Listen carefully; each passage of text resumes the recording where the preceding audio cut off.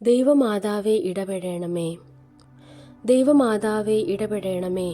ഈ പ്രാർത്ഥന ക്രിസ്തീയ വിശ്വാസത്തിൽ പരിശുദ്ധ കന്യകാമറിയത്തിൻ്റെ ഇടപെടലിനെയും മാതൃദയെയും ആശ്രയിച്ചുള്ള വളരെ ശക്തമായ അപേക്ഷയാണ്.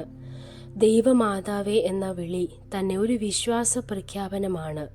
ദൈവത്തിൻ്റെ പുത്രനായ യേശുവിനെ പ്രസവിച്ചതിനാൽ മറിയം വിശ്വാസികളുടെ ജീവിതത്തിൽ മാതാവായി നിലകൊള്ളുന്നു. മനുഷ്യരുടെ വേദനകളും ആശങ്കകളും അവൾ മനസ്സിലാക്കുന്നു എന്ന വിശ്വാസമാണ് ഈ പ്രാർത്ഥനയിലൂടെ പ്രകടമാകുന്നത്.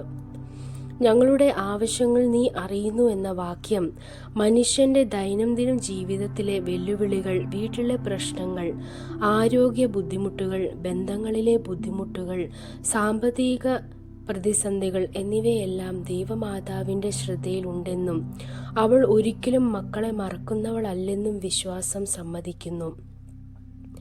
യഥാർത്ഥത്തിൽ പറയേണ്ടതില്ലാത്ത കാര്യങ്ങളും മറിയം മനസ്സിലാക്കുന്നുവെന്നതാണ് ഈ വാക്യത്തിൻ്റെ ആഴം. നിന്റെ പുത്രനായ യേശുവിനോട് എനിക്ക് വേണ്ടി ഇടപെടണമേ. ക്രിസ്തീയ വിശ്വാസത്തിൽ മറിയം ഏറ്റവും ശക്തമായ ഇടപെടൽ നടത്തുന്നതായി കണക്കാക്കപ്പെടുന്നു.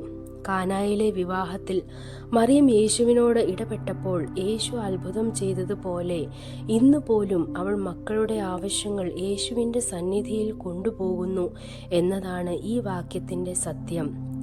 മറിയം നമ്മെ ദൈവത്തോട് നയിക്കുന്ന ഒരു പാലമാണ്. നീ ആരോടും നിരസിക്കാത്ത മാതാവ് എന്ന വാക്യം മറിയത്തിൻ്റെ കരുണയുടെ വിശാലതയെ സൂചിപ്പിക്കുന്നു. പാപിയെങ്കിലും വിശ്വാസം കുറഞ്ഞവനെങ്കിലും മറിയം നിരസിക്കില്ലെന്ന് സഭയുടെ ഒരു പരമ്പരാഗത വിശ്വാസമുണ്ട്.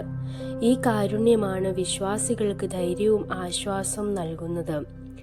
എൻ്റെ ഹൃദയത്തിലെ ആഗ്രഹങ്ങൾ നിന്റെ പരിശുദ്ധ ഇഷ്ടപ്രകാരം സഫലമാക്കണമേ. നമ്മുടെ ആഗ്രഹങ്ങളെല്ലാം നന്മയ്ക്കായിരിക്കണമെന്നില്ല, എന്നാൽ മറിയം അവയെ ദൈവത്തിൻ്റെ പദ്ധതി അനുസരിച്ച് മാറ്റി ഞങ്ങൾക്ക് ഏറ്റവും അനുയോജ്യമായ വിധത്തിൽ നന്മ നടപ്പിലാക്കും എന്ന വിശ്വാസമാണ് ഇവിടെ അടങ്ങിയിരിക്കുന്നത്. ഇത് ഒരു സമർപ്പണവും ഒരുപോലെ ദൈവത്തിൻ്റെ ഇഷ്ടത്തിന് വഴങ്ങുന്ന മനസ്സുമാണ്. ആമീൻ. ഈ പ്രാർത്ഥനയുടെ അവസാനം വരുന്ന ആമീൻ എന്നത് വിശ്വാസത്തിൻ്റെ മുദ്രയാണ്. അങ്ങനെ തന്നെ നടപ്പാക്കട്ടെ എന്ന ഉറച്ച വിശ്വാസം. ദൈവം നിങ്ങളെ അനുഗ്രഹിക്കട്ടെ.